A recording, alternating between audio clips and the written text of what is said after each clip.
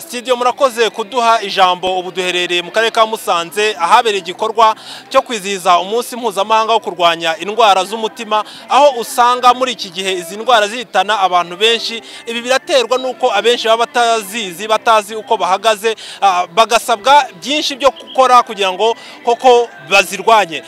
Ubuyobozi bw'ikigo cy'igihugu gishinzwe ubuzima RBC bwagaragaje koko izi ndwara zihangayikishije yaba ku ruhando mpuzamahanga by'umwihariko noneho hano mu Rwanda. Ariko ndi kumwe n'umuyobozi ushinzwe kurwanya indwara z'umutima mu kigo cy'igihugu gishinzwe ubuzima RBC, ni Dr Ntaganda Evariste. Ndagira ngo mutubwire ku kijyanye n'izi ndwara z'umutima ubundi bihagaze gute mu Rwanda, gahunda yo kuzirwanya niye. Murahagara hano kugira ngo mugane n'abakurikiye televiziyo Rwanda.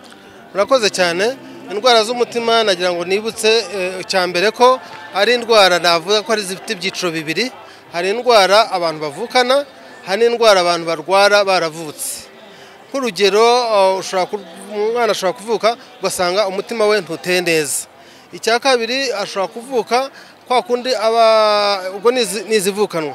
Izifatwa rero umuntu yaravutse ni nk'indwara y'agapfura, aho umuntu arwara angine batayivura neza, ukazasanga nyuma y'igihe mu myaka ya 15-16 mu gimbi bwe arwaye indwara y'umutima iturutse kuri gapfura.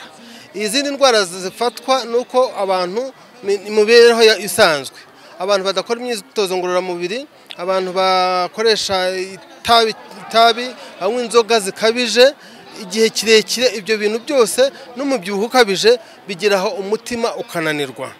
Nuvuga ngo rimwe na rimwe ibinure bigiye bigafata ku nyama zo mu nda,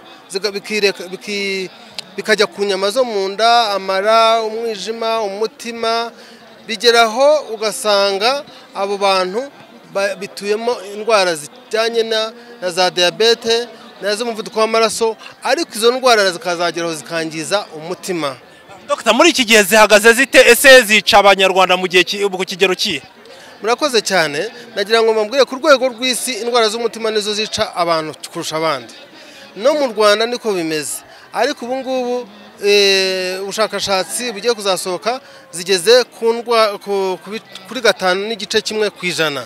Ariko noneho bakavuga muri rusange ko mu ndwara uko zica abantu muri rusange 14% ziba ziganje ku ndwara z'umutima.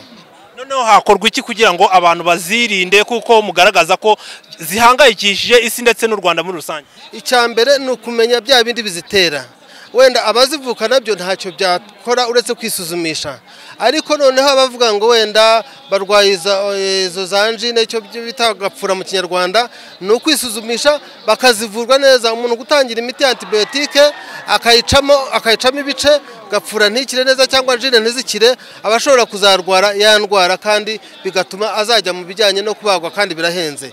Ikindi ni ukudakora imyitozo ngororamubiri, ni ukurya ibiryo birimo amavuta atari meza, ni ukurya ibiryo bijyanye n'ububi mu ngano cyangwa mu bwiza. Ndavuga ngo quantité na qualité. Ni ukudakora imyitozo ngororamubiri, ni ukutagabanya ibiro, ugasanga umuntu arabyibushye. Uko agaragara ko abyibushye niko n'inyama zo mu nda ziba ziretseho ibinure. Ibyo binure biri ku nyama zo mu nda nk'umwijima, umutima, amara, ziba zazava ikintu kizatuma umutima wangirika. Murakoze cyane, turabashimiye. Studio rero icyo nababwira nuko ibikorwa biriho aka kanya barimo barapima abaturage hano mu karere ka Musanze, bapima umuvuduko w'amaraso, bareba ibiro, uburebure. Ni mu rwego rwo kugira ngo abanyarwanda koko barebe uburyo bahagaze kuri iki kibazo cy'indwara z'umutima, aho kugeza n'ubu hari abo twaganiye bakagaragara ko bafite ibibazo by'indwara z'umuvuduko ariko batari bazi. Rero kugeza ubu ngubu ibikorwa birakomeje, aho hagiye hanagaragazwa yuko hari abana byagiye bigaragara ko bagwingiye ariko bapimwa bagasanga ari za ndwara z'umutima bafite. Ibi nabyo bikaba biri gukurikiranwa. Twabagaragariza ko kuri ubu ngubu ikigo RBC cyanagaragaje ko kugeza ubu ngubu hari abanyarwanda bagera ku 15,000 bategereje kubagwa indwara z'umutima kugira koko bavurwe. Ubwo rero nibyo bikorwa biri kubera hano mu karere ka Musanze, bikaba bikomeje. Abaturage bakaba bari mu bikorwa by'imyidagaduro n'ubukangurambaga butandukanye.